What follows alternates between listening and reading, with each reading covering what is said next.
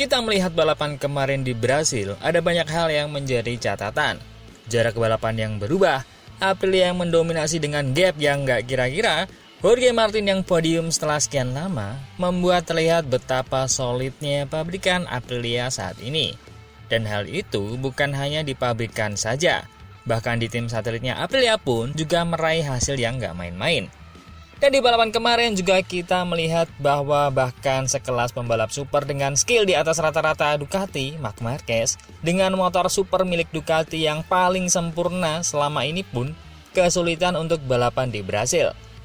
Dan yang lebih menyakitkan adalah tak hanya kesulitan balapan di Brasil, para pembalap Ducati bahkan kesulitan untuk melawan duo Aprilia di depan. Dan tak terlihat adanya perlawanan berarti. Namun dengan hasil itu, bahkan skuad Aprilia sedang tak baik-baik saja dengan keputusannya. Dan juga ada kabar menarik bagi pecinta MotoGP Indonesia, yaitu Veda Ega Pratama yang berhasil naik podium 3. Sebuah kebanggaan dan rekor satu-satunya rider Indonesia yang pernah mencapainya di waktu-waktu ini. Tapi, sayangnya itu bukan berarti dia akan bisa terus podium. Karena diakui Veda Ega sendiri bahwa hal itu murni karena skillnya. Karena motornya sendiri sebenarnya tidak ada di kapasitas untuk podium di Brasil kemarin. Tapi kenapa? Dan juga ada satu lagi nih, tim Ducati yang akan pergi, dan perginya diisukan ke Honda. Dan lumayan kocak sih kalau itu terjadi. Dan seperti apa lengkapnya, kita bahas.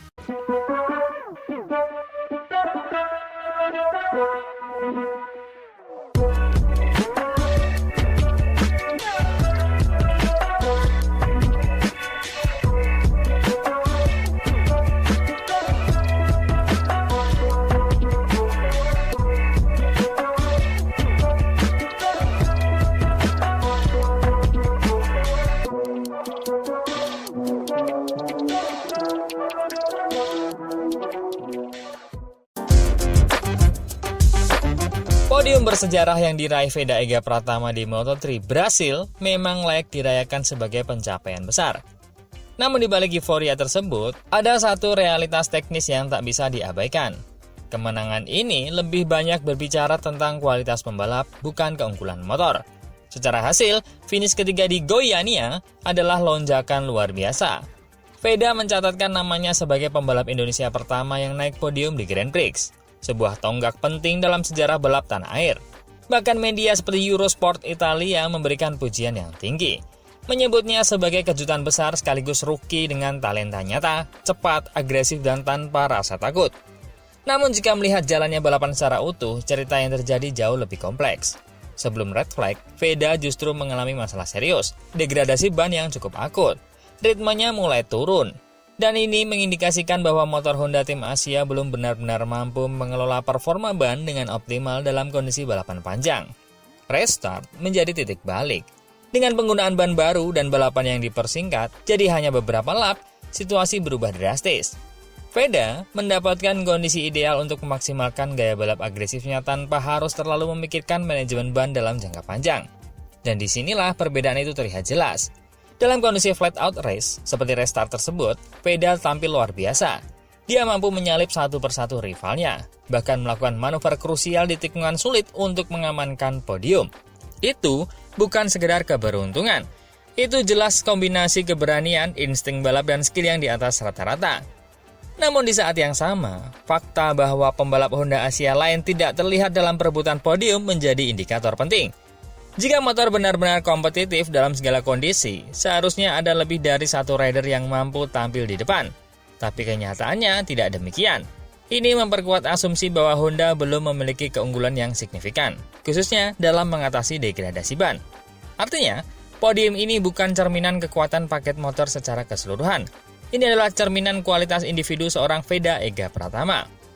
Dia mampu menutupi keterbatasan motor dengan kemampuan balapnya sendiri. Sesuatu yang hanya dimiliki oleh pembalap dengan level spesial. Dalam situasi normal, dengan balapan penuh tanpa red flag, bukan tidak mungkin hasilnya akan jauh berbeda. Namun justru disitulah nilai lebihnya. Veda tidak hanya cepat dalam kondisi ideal, tapi juga mampu memecah situasi dan memanfaatkan momentum dengan sempurna.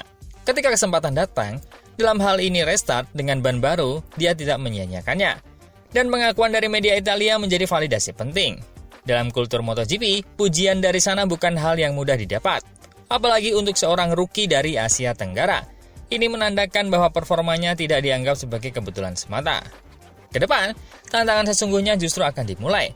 Apakah VEDA bisa mempertahankan performa ini dalam balapan penuh dan manajemen ban yang lebih kompleks? Apakah Honda mampu memberikan paket motor yang lebih konsisten? Namun satu hal yang sudah pasti, terlepas dari keterbatasan teknis yang masih ada, VEDA Ega Pratama telah membuktikan bahwa dirinya bukan sekedar penggembira. Podium ini mungkin terbantu oleh situasi, tapi cara dia meraihnya itu murni karena kualitasnya sendiri. Berita kedua, ada rider biasa saja Aprilia yang jauh meninggalkan kecepatan dari rider super dan motor super dari Ducati. Kenapa bisa begitu? Tapi di dalam Aprilia sendiri bergejolak. Apakah itu? Hasil di MotoGP Brasil benar-benar membalik logika yang selama ini diyakini di pedok. Di atas kertas, Ducati masih menjadi paket paling superior, terlebih dengan sosok seperti Marc Marquez di atas motor mereka. Namun yang terjadi di Brasil justru sebaliknya. Seorang Marco Bezzecchi yang selama ini tidak selalu dipandang sebagai rider superstar, mampu mendominasi dan bahkan membuat Marquez tidak berkutik. Dan ini bukan sekedar kemenangan biasa. Bezzecchi memimpin setiap lap dalam balapan utama. Itu bukan keberuntungan, bukan juga hasil dari chaos balapan. Itu adalah dominasi murni, sesuatu yang jarang terjadi ketika melawan Ducati dalam kondisi normal. Yang membuat semakin menarik, performa ini datang dari Aprilia Racing, pabrikan yang dalam beberapa musim terakhir selalu dianggap selangkah di belakang. Namun di Brasil, justru Aprilia yang terlihat seperti paket paling lengkap.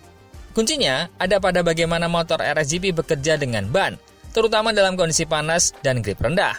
Aprilia mampu menjaga stabilitas bagian depan saat masuk tikungan, area yang justru menjadi titik lemah Ducati saat balapan ini. Ketika pembalap lain kesulitan mengontrol front end, Bezzecchi justru bisa terus menekan dengan percaya diri. Ditambah lagi, dengan penggunaan ban belakang medium yang lebih stabil, Aprilia menemukan keseimbangan ideal antara pengereman dan akselerasi. Hasilnya, mereka tidak hanya cepat di satu sektor, tapi konsisten di sepanjang lap, dan itu terlihat jelas dari gap yang langsung tercipta sejak awal balapan. Sebaliknya, Ducati justru tampil di bawah ekspektasi. Motor GP26 terlihat kesulitan memaksimalkan performa ban, terutama pada fase awal balapan. Marquez sendiri mengakui bahwa dia tak memiliki feeling yang cukup di lap-lap awal. Dalam kondisi seperti ini, keunggulan teknis Ducati seakan hilang, karena tidak bisa diterjemahkan menjadi kepercayaan diri di lintasan. Bahkan saat mencoba mengejar, Marc Marquez tidak benar-benar mampu menutup gap. Ini bukan soal strategi atau kesalahan kecil, ini murni soal kecepatan yang tidak ada. Dan ketika Marc Marquez tidak punya jawaban, itu menjadi sinyal serius. Karena jika pembalap sekelas dia saja tidak bisa mengatasi masalah tersebut, maka jelas ada sesuatu yang tidak beres dengan paket motor itu di kondisi tertentu. Berhasil memperlihatkan satu hal yang jarang terjadi. Ducati tidak hanya kalah, tapi kalah secara meyakinkan. Di tengah dominasi Bezzecchi, Jorge Martin juga tampil luar biasa. Podium yang dia raih mempertegas bahwa Aprilia memang sedang dalam fase terbaiknya. Bahkan dalam beberapa lap, kecepatannya mampu menyamai Bezzecchi. Namun yang menarik, performa impresif ini tidak mengubah arah masa depan. Martin tetap teguh dengan keputusan untuk pindah ke Yamaha. Sebuah keputusan yang jika dilihat dari performa saat ini terasa kontradiktif. Mengingat Yamaha masih jauh dari kata kompetitif. Sementara Aprilia justru sedang berada di puncak performa. Tapi disinilah sudut pandangnya berbeda. Martin melihat ini bukan hanya soal performa saat ini, tapi proyek jangka panjang. Dia sadar bahwa apa yang terjadi di Brasil bisa saja sangat spesifik, dipengaruhi kondisi lintasan, karakter ban dan setup tertentu. Sementara Yamaha menawarkan sesuatu yang lain, fondasi proyek yang bisa dia bangun sendiri sebagai pusat tim. Dengan kata lain, Martin tidak hanya berpikir sebagai pembalap, tapi juga sebagai arsitek masa depan karirnya.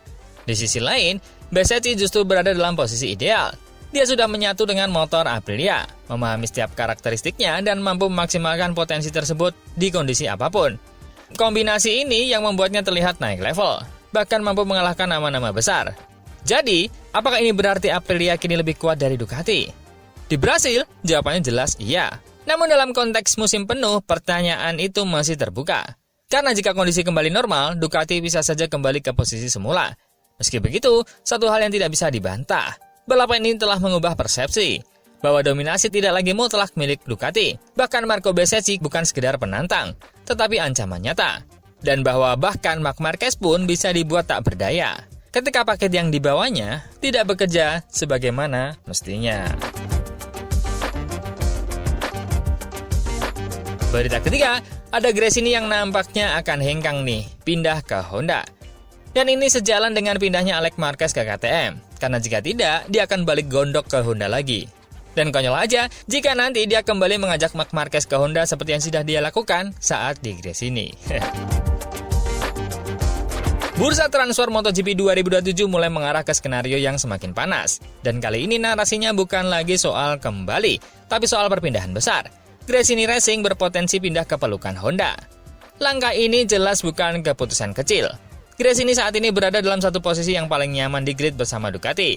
Performa kompetitif, visibilitas tinggi, dan stabilitas teknis yang sudah mereka miliki. Namun perubahan regulasi 2027 memaksa semua tim berpikir ulang.